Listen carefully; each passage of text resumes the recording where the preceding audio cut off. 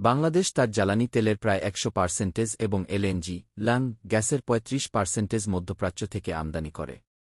Hormuz প্রণালী, straight of Hormuz, Iran এই প্রণালীটি বন্ধ করে দিলে বিশ্ববাজারে তেলের দাম ব্যারেল প্রতি $১০০-১৩০ উঠে যেতে পারে।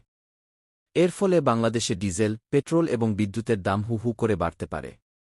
পরিবহন খরচ, জ্বালানি তেলের দাম বাড়লে বাস, ট্রাক ও নৌযানের ভাড়া বেড়ে যাবে, যার সরাসরি প্রভাব পড়বে নিত্যপণ্যের দামের উপর। রেমিট্যান্স বা প্রবাসী আয়। মধ্যপ্রাচ্যে প্রায় 50 লক্ষাধিক বাংলাদেশি কাজ করেন। যুদ্ধ দীর্ঘস্থায়ী হলে নতুন করে লোক পাঠানো বন্ধ হয়ে যেতে পারে।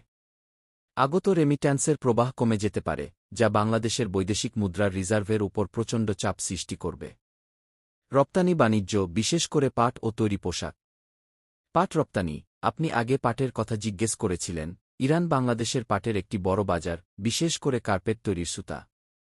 যুদ্ধের কারণে এই রপ্তানি প্রায় বন্ধ হয়ে যেতে পারে। পোশাক শিল্প, ওয়াঙ্গি, ইউরোপ ও আমেরিকায় পণ্য পাঠানোর জাহাজগুলো যদি লোহিত সাগর বা মধ্যপ্রাচ্যের রুট এড়িয়ে ঘোরে,